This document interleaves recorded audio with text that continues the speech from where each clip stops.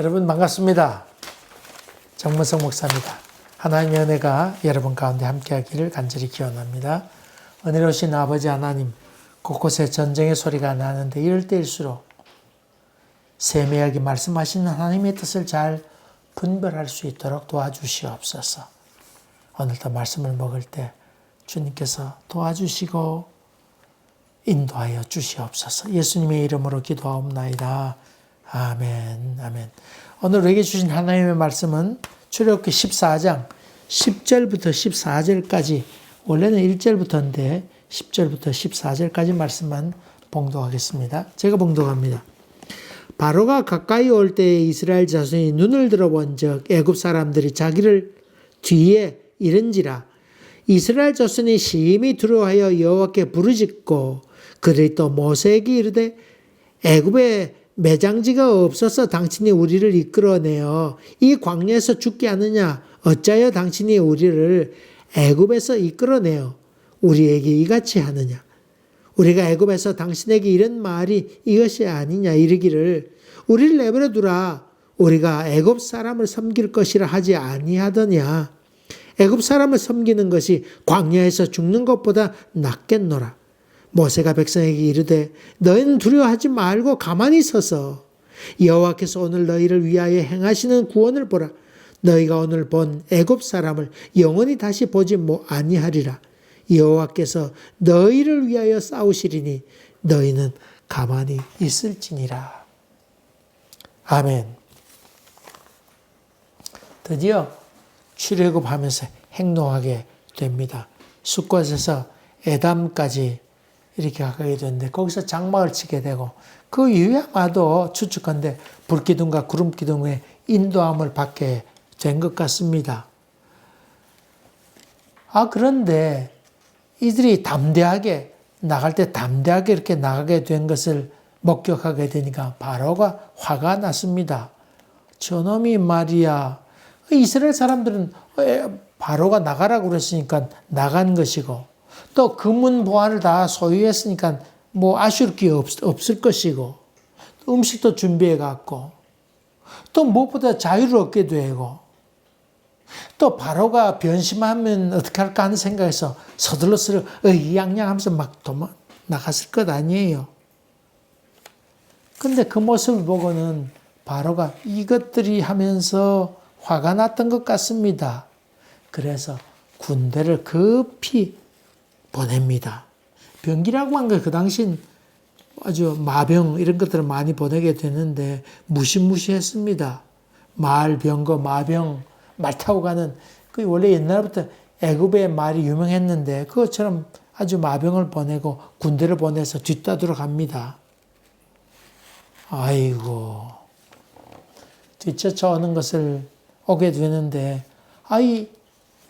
장막 유하고 그 다음에 또 떠나게 되었을 때에 보게 되었더니 점점 마차 소리도 나게 되고 군대가 막 쳐들어온 소리가 나게 되고 뽀얀 먼지를 일으키고 오게 되는 걸 목격하게 되자 저들은 당황했습니다. 10절에 보니까 심히 두려워하여 여호와께 부르짖고 기쁨도 잠시 저들은 두려워하는 마음 가득 차게 됩니다. 이게 부르짖었다고 그랬는데 물론 인간적으로 그런 두려움이 있었겠죠. 당연하지 않겠어요. 그런데 여호와께 부르짖었다고 하는 말 가운데는 좀 다른 의미가 섞인 것 같습니다. 하나님 왜 우리를 이렇게 했습니까? 하는 원망에 섞인 이야기를 하고 있습니다. 매장지가 없어서 이 광야에 와서 우리가 죽게 하느냐고. 왜 이렇게 하냐고. 애굽에서 우리가 이렇게 될 거라고 얘기하지 않더냐고. 우리를 내버려 두라고 얘기하지 않았냐고. 아마도 모세가 가서 야 우리 출애굽 해야 된다. 하나님께 약속한 땅 가야 된다. 그랬더니 굳이 그렇게 할 필요는 뭐 있냐고. 가다가 죽으면 어떡하냐고. 그런 말들 하지 않았겠어. 여러분 이주한다고 하는 게 쉬운 일이 아니잖아요. 그렇지 않아요? 여러분 여기 이민 와서 사는데 이민 와서 사는 게 쉬운 일이에요? 참 어렵지요. 여러분 뭡니까 북한에서 탈북자들 내려와서 살아가는데 난 좀 얘기들 화가 좀 나기도 해요. 탈북자들이 와서 애들이 자라는데 그 자란 애들이 이북말 쓸 거 아니에요. 북한말 쓰게 되니까 자기 그 사는 동네에 이북 애들이 오게 되니까 집값 떨어진다고 오지 말라 제발 학교 다른 데 이사 가라고 그렇게 소리치기도 하고 학교 같은 학교 학군에 들어가지 못하도록 그렇게 시위도 하고 프랭카드도 붙이기도 해요. 얼마 전에 보니까 아프가니스탄에서 우리를 협력했던 협력자들 있었잖아요. 우리나라에 다들 그렇게 모셔왔는데 그들하고 같이 우리 학교에 보내지 말라고 우리하고 같이 살기 싫다고 그렇게 데모하는 사람도 있었어요. 그래서 차별 대우해서 취직도 안 되고 하는 사람이 많이 있다는 얘기입니다. 왜 그들을 데려온 거예요? 그런 점에서 너무 마음이 아파요. 이스라엘 백성이 어려움을 당하게 될 때 이들은 내버려 두라고 우리가 애굽에서 그 사람들을 섬길 거라고 얘기하지 않았냐고. 차라리 애굽에서 종으로 사는 게 낫지 광야에서 죽는 것보다 그건 낫다고 소리쳐 원망하고 불평하게 됩니다. 여러분 자유를 얻는데도 많은 대가를 우리가 지불해야 됩니다. 외세로부터 방해하는 그런 세력도 제거하는 것도 중요하지만은 우리 속에 있는 이 노예 근성 이런 것들을 제거하는 것 이런 근성들이 더 큰 문제입니다. 여러분 한국의 문제 이렇게 보게 되면 내부에 있는 친일 세력들이 얼마나 문제입니까? 식민지 사관을 갖고 있어서 도무지 생각이 변하지 않는 겁니다. 지금 일제시대로 생각하는 사람이 많이 있습니다. 일본 놈은 강대하고 미국도 강대하고 요새는 친미 세력들도 많이 있습니다. 붙어 사는 것이 낫다. 우리 민족은 늘 분열하고 분파나 짓고 무지하고 야만적이고 파별만 하고 때려야 말 듣는 민족이라고 하는 얘기를 많이 하면서 외세에 붙어 살아야 된다고 얘기합니다. 원래 씨가 그렇다는 말도 그렇게 해서 나오는 겁니다. 더럽고 추하다. 근본이 없다. 여러분 일제시대 때 그 아부해가지고 붙어가 살면서 부를 얻고 했던 사람들 자기 자식들은 해외 유학 보내게 되고 그들이 돌아와서 대학 교수하고 총장하고 그래 다 자리 잡을 거 다 잡았습니다. 대를 이어서 힘을 얻습니다. 그래서 불의한 사회 그것을 지키려고 하는 불의한 사회가 되어버리고 말지요. 이런 것을 정리하는 데는 참 고통이 많이 따릅니다. 종종 혼란이 오게 되면 과거가 낫다고 구관이 명관이다 얘기하는 사람들도 나오게 되는 것이지요. 요즘 한국의 자주국방으로 많이 진보를 했지요. 그동안 얼마나 어려운 줄 압니까? 똥별들이 있어가지고요. 미국의 커미션을 먹고는 미국 무기 사야 된다고 우리 기술력이 안 된다고 그래가지고는 얼마나 그냥 사다 쓰라고 군사적인 노예 되어가지고는 그렇게 군사 전시작전국까지도 가져올 필요 없다고 그렇게 얘기하는 똥별. 여러분 북한의 대위인가 김철순 대위인가 이렇게 남한에 내려왔다 각 사단 돌아다니면서 깜짝 놀랐잖아요. 왜 그러냐 그랬더니 사단장이 하는 게 뭐냐 개별적으로 작전할 수 있는 능력은 아무것도 없대요. 북한은 사단이 있으면 사단장 책임하에 모든 연대 그리고 중대 소대가 각자 할 일을 분명히 알고는 알아서 목표만 정해지면 알아서 작전할 수 있는 능력이 있는데 한국에 남한에 와서 보니까 똥별만 있어가지고는 작전할 수 있는 능력이 아무것도 없더래요. 그래서 그것을 얘기했더니 이분에게 대해서 모함을 해가지고 결국 설 자리 잃어버리고 맙니다. 그래서 그 홍보위원, 정책위원 이렇게 하면서 각 부대 순회하던 것도 다 잘라버리고 사단장들이 못 오게 하고 그렇게 해서 결국 설 자리가 없어서 있을 곳이 없고 지금 어딘지 모르죠. 여러분, 믿음의 선택은 고난이 따른다고 하는 것도 기억해야 됩니다. 외세로부터 독립해야 되고, 하나님께서 원하는 세계로 순종해 가기 위해서는 고난이 따른다고 하는 것을 기억해야 되는데, 그런 자 본다 그러면 예수 믿는다고 하는 것은 난 적이 없다. 그런 말은 온당치 못한 말입니다. 진리와 비진리가 함께할 수 없고, 빛과 어둠이 함께할 수 없고, 거짓과 진실이 함께할 수 없고, 그것처럼 믿음 따라 산다고 하는 것이 어둠과 함께할 수 없는 것과 마찬가지로 싸워야 되는 것인데, 그렇게 하지 않고 우리가 애굽에 있으면 좋겠다고 하는 이런 생각들, 좋은 게 좋지 뭐 하면서 살아가는 이런 그 노예 근성, 이것을 제거하는 것이 얼마나 필요한 일인지 모릅니다. 빅터 리거는 오늘의 문제는 무엇이냐? 싸우는 것이다. 내일의 문제는 무엇이냐? 이기는 것이다. 온 인류의 문제는 무엇이냐? 어떻게 잘 죽는 것인가 하는 문제다. 어떻게 하는 게 이기는 것일까요? 단호히 잘라내는 결단도 필요하지요. 노예 근성, 우리 마음에 있는 노예 근성을 잘라내고 전폭적으로 주님을 의지하는 것. 사람을 의지하거나 돈을 의지하거나 하는 것이 아니고 주님을 의지하는 것. 이제가 출발하는데 첫 어려움부터 원망과 불평, 두려움으로 가득 차게 됩니다.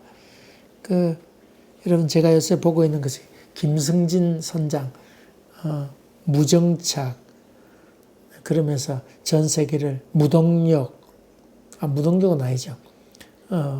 무공급, 이러면서 여행하는, 요트 여행했던 한국의 최초로 여행자가 있죠. 배가 한국에서 출발하자마자 당장 어려움이 있다는 겁니다. 왜냐? 대한민국 해안에서 나가는 길에 바로 배가 엔진이 멈췄었습니다. 왜냐하면 스크류 있는데 그물이 걸려가지고는 어쩔 수 없었습니다. 암만 끊으려고 해도 안 돼서 한숨씩 그가 물속에 들어가가지고는 그것을 잘라내게 되죠. 그리고 출발하게 됩니다. 나가자마자 바로 그런 어려움이 있는데, 그런 어려움이 있을 때 기가 차가지고는, 이거 안 되겠다. 갈 때부터 재수없게 왜 이러냐. 그러면서 출발하지 않았더라면 그 일을 감당하지 못했을 터인데, 오히려 어려움이 있어서 이걸 극복해내야지 하는 마음의 큰 결단과 확신이 들어섰더라고 하는 겁니다. 그래, 항해 중에 제일 어려운 게 무엇이냐고 하는 질문을 했더니, 무풍지대, 바람 불지 않고 며칠 동안 그냥 꼼짝하지 않는 그런 모습.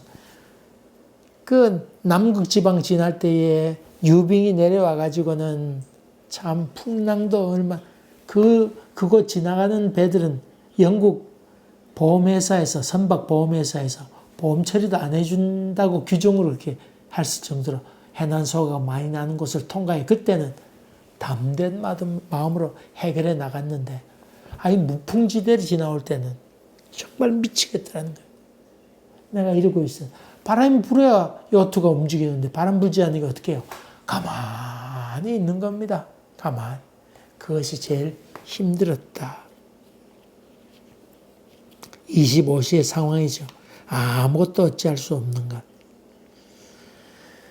이런 일이 있을 때 저들이 소리치면서 하나님께 원망하고 하나님께 도와달라고 그렇게 소리치게 되는데, 이때 모세는 나와서 제발 가만히 있으라고 그렇게 지금 외치고 있습니다. 여호와가 직접 싸울 테니까 너희는 가만히 있어라.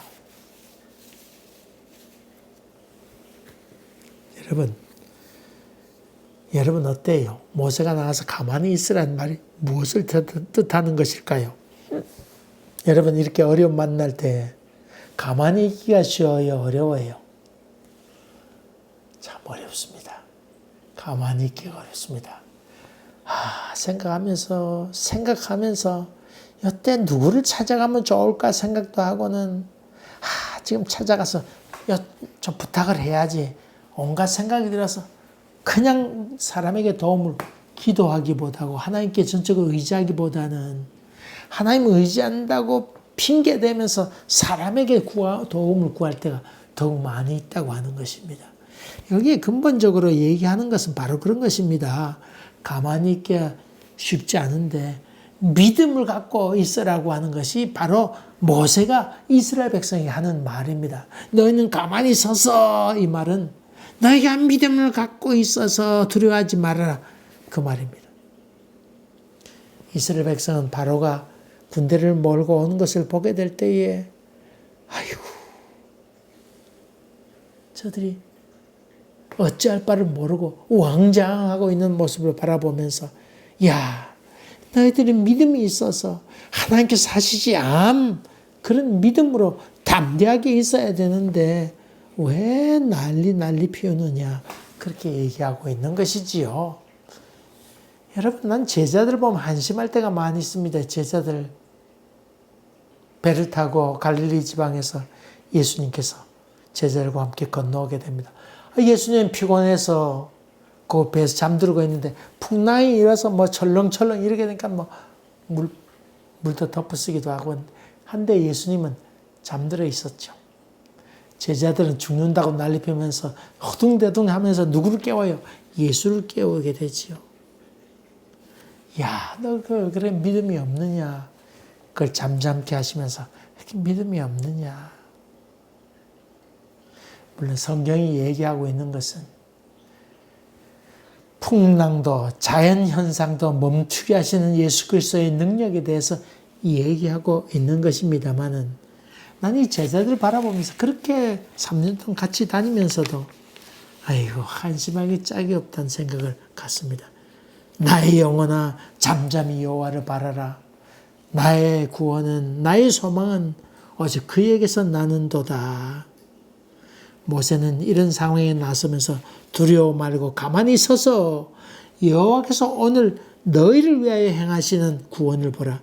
너희가 오늘 본 애굽 사람을 영원히 다시 보지 않을 것이라. 참 모세답게 그렇게 외칩니다.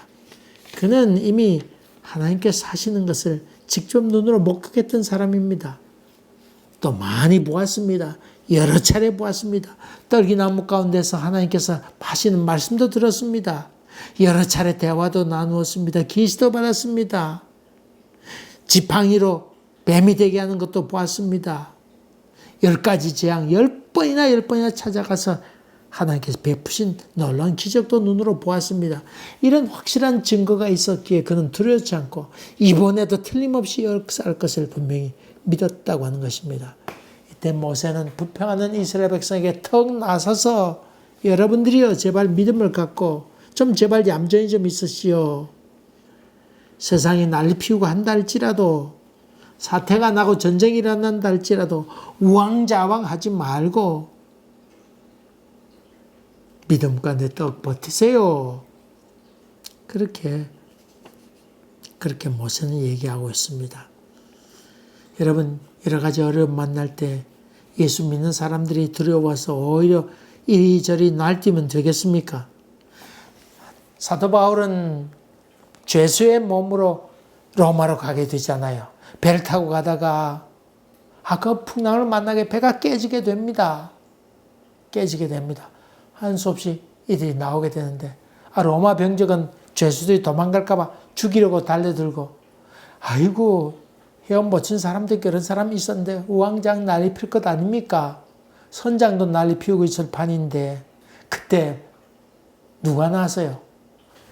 바울이 나서잖아요. 바울이 뭘 알아요, 바다에 대해서? 자기가 뭐 뱃사람입니까? 선장도 두려워하고 있는데, 그때 바울이 나서서 여러분들이요, 두려워하지 마세요. 어제 하나님께서 나에게 계시를 보여주셨는데 우리 가운데 한 사람도 생명을 잃어버리는 경우가 없을 것입니다. 하나님께서 여러분을 잘 지켜주시겠다고 말씀하셨습니다. 여러분들이 안심하십시오. 그렇게 지금 얘기하고 있습니다.